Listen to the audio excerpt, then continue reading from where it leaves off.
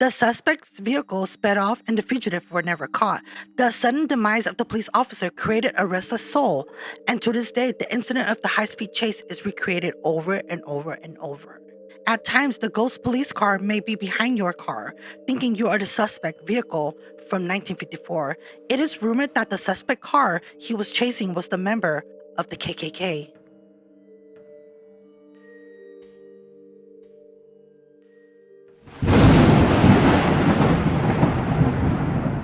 Hi, my witches and norms. Welcome to WitchDarkTales podcast. I'm your host, Moon Witch, and today we're going to be responding to TikTok comments about haunted places.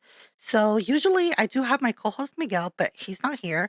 But let's just pretend he's there in spirit. Add a little green screen right there for him.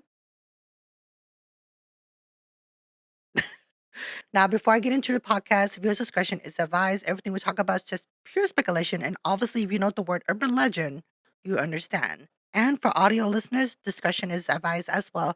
But let's get straight into it. Don't forget to like and subscribe. Whew, it's hot. We're barely in what, April, my birthday month, and it's getting warm already. Responding to a TikTok comment, can you do Colton, California as next to San Bernardino? And so we found a place. It's called the Pinnacle Peak Steakhouse. So if you're from Colton, California, listen to this. There's an urban legend that states before you enter the entrance to the woman's restroom, you might notice the handprints of a person's hand on the wall. The handprint is believed to be of a young girl who would eat there in the early 70s until her passing in 1974. Employees have cleaned and sanded the handprint, but it just keeps coming back. And then it also says the handprint, at least according to some people, including a legitimate California psychic, belongs to a woman who has been passing for over 40 years. Now, the workers even said we used to try to wash it off. Some of the employees even also mentioned, but it just keep coming back. So eventually they just stopped trying. Now, some of the employees even stated that since the handprint keeps coming back, that means the employees are doing something right. So if you're from Colton, California, drop down a comment and let me know. Do you believe that the Pinnacle Steakhouse is allegedly haunted by the girl who passed away there, or is this just another urban legend there? Off topic, we also have a haunted restaurant here. Well, it's closed now. It's called the Chicken Pie Shop, and allegedly the owner who passed away there, she still check up on that place. Even at the time when it was open, the employees would believe that she would just show up and check up on them, making sure they're doing their job, like how managers do. And that is crazy because even in the afterlife, whether it's true or not, in the afterlife, the fact that she's checking up on them goes to show she was a great manager. But I do have to say, allegedly. Have you guys ever witnessed anything in your town? Moving on to our next story, someone dropped on a comment on TikTok and said, can you do Riverside, California, please? Now, this haunted place in Riverside, California is called the Mission Inn. The Mission Inn began as a normal hotel under the ownership of Christopher Miller, but in 1902, ownership passed to his son, Frank August Miller, who changed the name to the Mission Inn and began adding on to hotel in a variety of designs until his passing in 1935. As for the urban legend part, it is said that Frank's room has always been locked up and no guests or visitors can even show up. But for Alice's room, the urban legend of that room was that it's rumored to make strange noises, have cold spots, and can be another portal to a dimension. The location of the Mission Inn in Riverside, California is located at 3649 Mission Inn Avenue in Riverside, California. So if you're from Riverside, California, drop down a comment and let me know. Do you believe that the mission is allegedly haunted, or was this just another urban legend for Riverside, California? Now, for us, we have a hotel called the California Inn, but they turn it into like a home. I don't know what it's called, like not a Safeway home, but it's called like low income or something like that. So the urban legend, views discretion is advised. For the California Inn downtown in Fresno, California, was that a girl jumped off of the seventh floor and she passed away. And also, there used to be a pool in the basement, and people who were staying there at the hotel at the time would drown inside the water. When I think of people who passed away during their tragic moments, you always wonder what was the last thing they thought about. I don't know if that sounds very morbid, but I've always wondered, like, obviously, common sense wise, in my mind, I'm pretty sure they would think like, oh, the last person they saw, or they wish they can say sorry to the one that they miss or did wrong to, or they thought of their family. Because obviously, scientific has stated that when people pass away, the life flashes before their eyes. So, oh my God, this make me feel like I should really watch my words and be careful. This make me realize be nice to your family members because you never know when was the last time or when will be the last time you ever talk to them. But yeah, that's the urban legend of Riverside, California. So drop down a comment, let me know. It feels weird not having Miguel here. I feel like I'm talking to myself, which is okay. It just seems like I need another, what's the word I'm looking for? Insight or from POV. Doing a podcast is so fun, but when you do it with your friends, it's just you feel more comfortable. You feel like you can sit down, relax, and just chill. And he's more of the history person, and I'm more of like the urban legend scary like storytelling person. So when we come together, we combine. He knows more history, so he can sit there and talk about so much history. I can sit here and talk about haunted places, scary stories. It's just he's not here, y'all. He's not here. I'm so sad. Well, let's move on to our next story. Moving on to our next story, someone dropped down a comment and said, if you haven't done one on Dyer Lane, you need to. It's in Sacramento, California. Now, when I was doing the research for these haunted places, I didn't find one. I found multiple. So there's about, let me see, one, two, three, four, five, six. So if you're from Sacramento, California, listen to this. There's about five urban legends of Dyer Lane. The cursed witch of Dyer Lane, the ghostly police car, the KKK and the lynching of Tyrone, the ghostly farmer on his tractor, the Dyer Lane satanic cult, and then the Dyer Lane hitchhiker. That's a lot. I will leave everything in link in the description box below for you guys to check it out. Now, it says right here, Dyer Lane is a real place and it's also a lot of urban legends known by the residents of Sacramento area.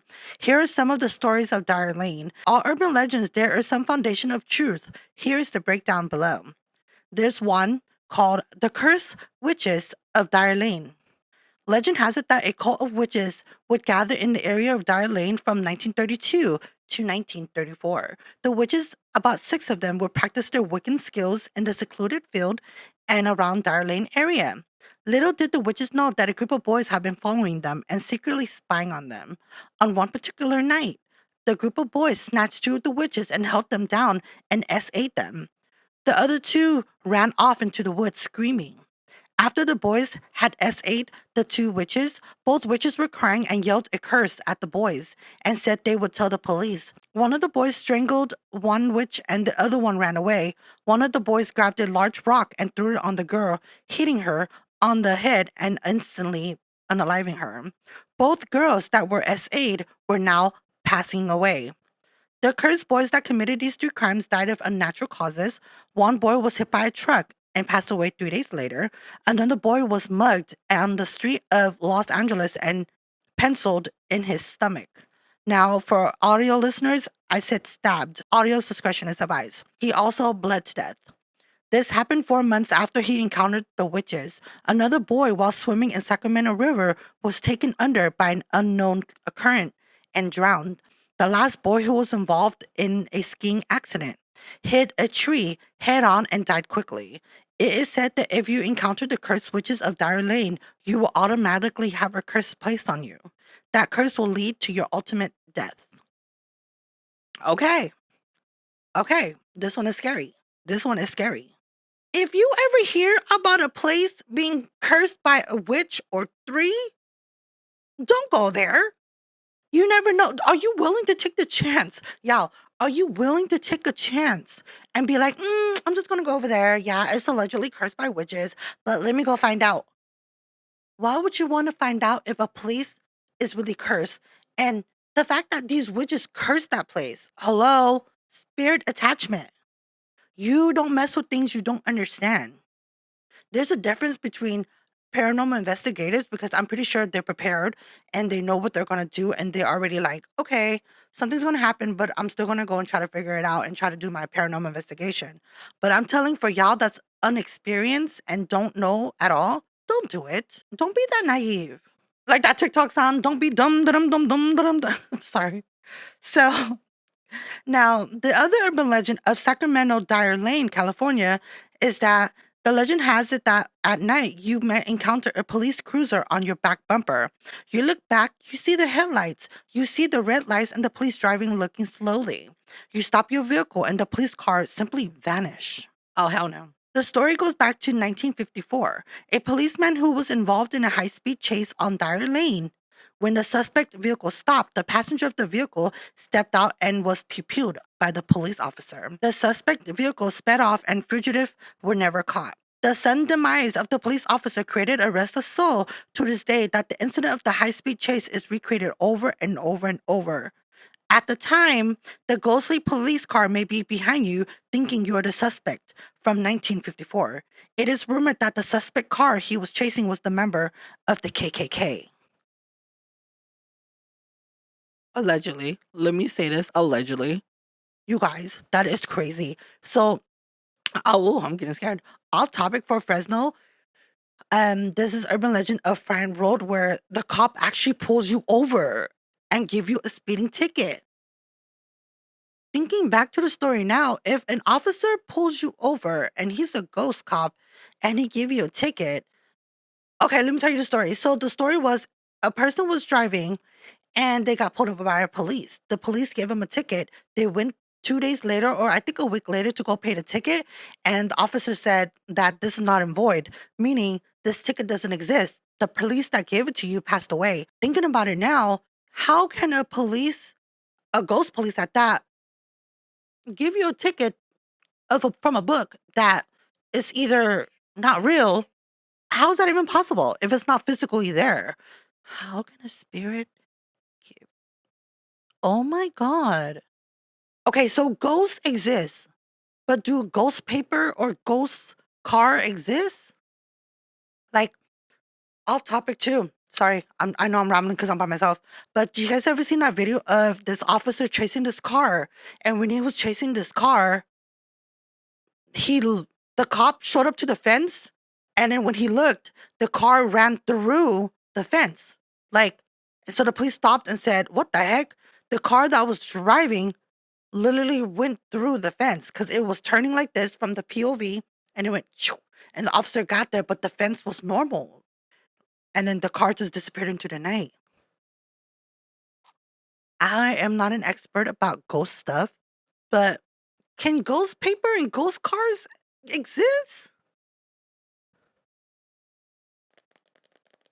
I need a moment. I need a moment. I need a moment. Now, there are other urban legends on here about Dyer Lane, Sacramento, California. So, again, check the description box below and everything will be linked there. So, if you're from Sacramento, California, drop down a comment, let me know. Do you believe in the urban legends of Dyer Lane, such as the cursed witches and also the police car? If I witnessed that, I'm sorry. If I witness these paranormals where a ghost car is chasing after you, a cop at that, a ghost cop car chasing you at that, I wouldn't even believe it. And then when hearing about the urban legend of a place that's cursed by witches, you don't want to find out. I'm telling y'all, do not risk your life. One thing, this is the only advice I can tell you. If your mind and gut is telling you no, don't do it. You never second guess the first. If you have to second guess, it's a no. I'm telling you now, it's a no. But I'm going to move on to the conclusion or the ending of the podcast. Again, you guys, I'm keeping it short because I'm by myself and obviously I'm just going to sit here and ramble and I don't want to waste your time. What did you guys think about that? And drop down a comment, let me know. For me, I just realized ghosts can be ghost cars and ghost